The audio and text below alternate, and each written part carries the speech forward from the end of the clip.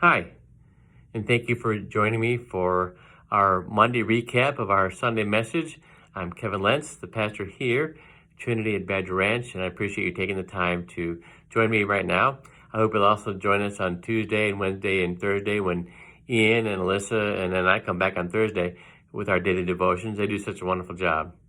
My sermon this morning, I just preached it, but I'm presenting this to you tomorrow, is based on Romans chapter 12, verse 20. And there's a word in there that we don't use a whole lot. We try to steer clear from it, but it's a real word, and we are familiar with it, and that's the word enemy. Now, you might not say that you have any enemies, somebody who's really maybe excited about your downfall or your demise, but we might have people in our lives with whom we don't necessarily get along. And for this text, that's probably a good way to look at the word enemy. People we can't see eye to eye with, we just can't agree with, people we're always kind of, like I say, uncomfortable with, and maybe they're uncomfortable with us. Try it as we might, we can't seem to fix it. So we have those familiar people in our lives who we're just not going to ever be close with, but that's no excuse to not try and be the people God has called us to be. And the first part of Romans 12, verse 20 reads, "If your enemy is hungry, feed him. If he's thirsty, give him something to drink." And that would only be right, wouldn't it? Isn't that God-pleasing? When we see anyone, even someone we can say, well, I don't necessarily like that person, that's not an issue. If a person is in need, help them. That's what God would have you do, because that's what Jesus Christ did. He healed everyone, he fed everyone, he took care of people. Jesus made no decisions about who I will help and who I won't help, because he loved all people.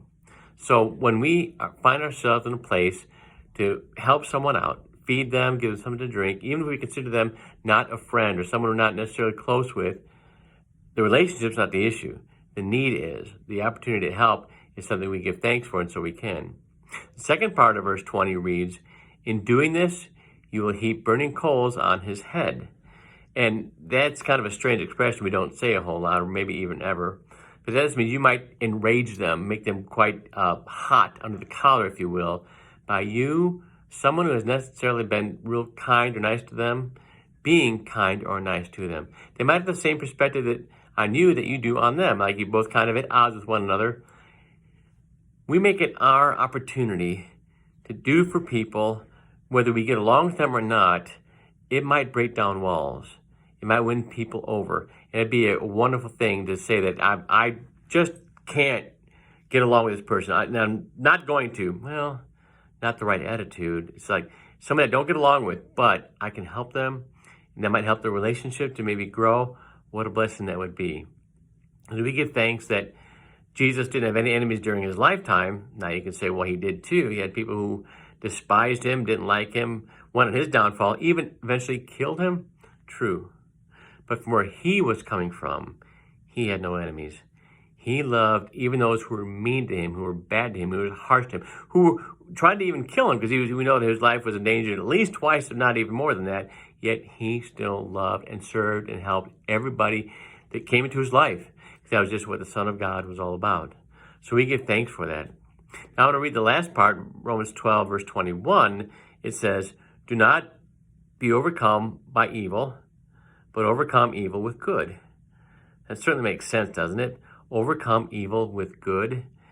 Instead of joining the argument, instead of feeding it, instead of carrying it out more and more in an ugly way, overcome evil with good. Don't get sucked into the meanness, the wrongness, the hurtfulness, the harshness. Overcome evil with good. And when we realize that Jesus Christ laid down his life for us, and that we can say that we are the people of God, and we know that, why wouldn't we take what God has given us and share with the world around us? Be generous as God is with us. You may have a little bug here. But yeah, sometimes it's just what we need to remind ourselves of. As Christ loved all, we can too. And we give great thanks to God for that. So again, Romans 12, verses 20 and 21 are important passages.